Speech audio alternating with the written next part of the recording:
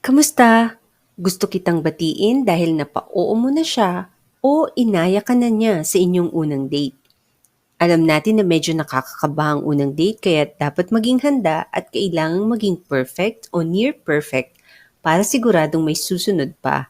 Kaya't i-like ang video na ito at mag-subscribe at alamin ang do's and don'ts sa inyong unang date.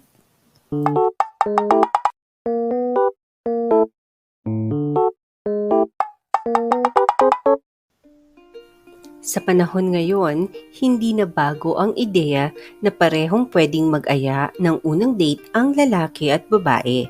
At sa bawat unang pagkikita, ang layunin mo ay mas makilala pa ang isa't isa at hindi ito ang maging huling pagkakataon.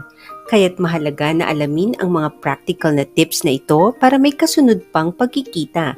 Narito ang mga dapat at hindi dapat gawin sa first date. Magsabi ng lugar at oras o magbigay ng options.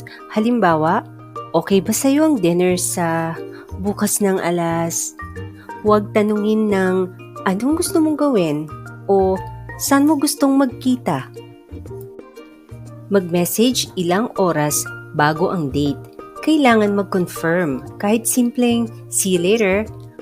Huwag siyang pag-isipin kung tuloy pa ba o hindi na. Magdamit ng simple, basta malinis at naaayon sa lugar, pwede na. Huwag mag-overdress. Dumating ng 5 to 10 minutes early sa lugar ng date. Kung susunduin mo naman siya ay dapat sakto lang sa oras. Huwag magpa-late o sobrang aga. Itago ang phone sa bulsa o bag. Huwag mag-check ng social media o messages. Kung talagang kailangan, ilabas ang phone kung siya ay nasa restroom. Pumili ng fun topics. Huwag mag-open na parabang counselor o psychiatrist ang kausap mo at iwasang pag-usapan ang tungkol sa pera. Umupo sa tabi ng kadate at ikuti ng upuan ng medyo paharap sa kanya at lumapit lalo na pag siya ay nagkukwento. Huwag umupo sa kaharap na upuan. Hawakan ng slight ang kadate, maaaring sa braso, siko o balikat. Huwag umakbay o makipag-high five o fist bump.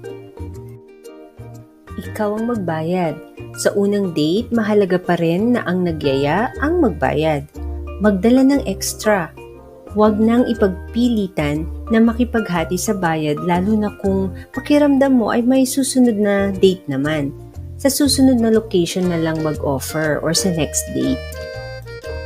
Take your time sa pagtatapos ng date. Huwag magmadali na parabang may naka-next ka pang ka-date. Ihatid sa bahay ang ka-date.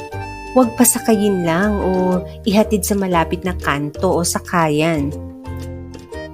Magpadala ng message pagkatapos ng date at mag-reply. Huwag umasta na parang walang nangyari.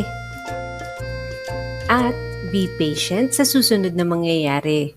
Huwag mag-stalk sa kanyang social media. Ilan lang yan sa mga dapat at hindi dapat gawin. Huwag nervyusin at mailang dahil ganun din ang mararamdaman ng kadate mo. Make her or him feel comfortable. Salamat sa panonood at hanggang sa susunod na video, good luck sa iyong mga date adventures. Paalam!